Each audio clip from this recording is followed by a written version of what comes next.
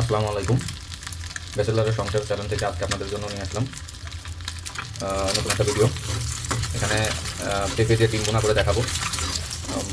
খুব সহজে এবং খুব দ্রুত আপনারা চাইলে দুপুরের এবং রাতের খাবার রান্না করতে পারবেন একদমই কম খরচে এবং খুবই কম সময়ে। সেটির মধ্যে আমি ডিম দুইটা সিদ্ধ করে কিছুটা ভেজে নিচ্ছি।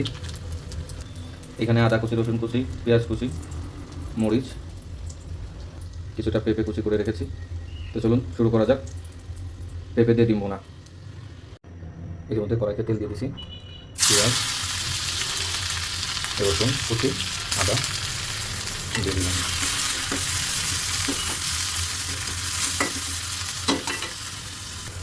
দিয়ে দেবো হলুদ,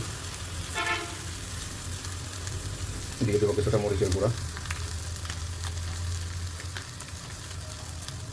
দিয়ে দিচ্ছি গরম মশলা কিছুটা, দিয়ে দেবো জিরা, এখন দিয়ে দেবো পেঁপে,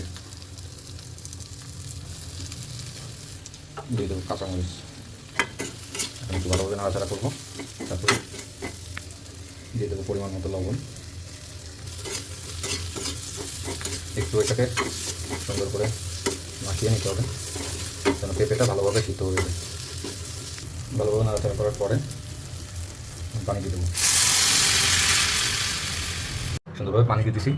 এখন ডিম দুইটা ছেড়ে দিব। এখন ভালোভাবে ঢেকে দিলে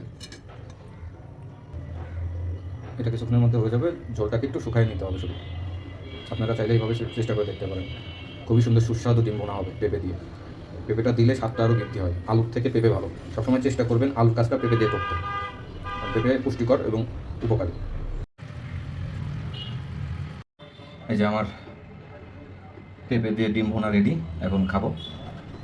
আপনারা অবশ্যই আমার ব্যাচেলরের সংসার চ্যানেলটিকে সাবস্ক্রাইব করবেন এবং সাথেই থাকবেন।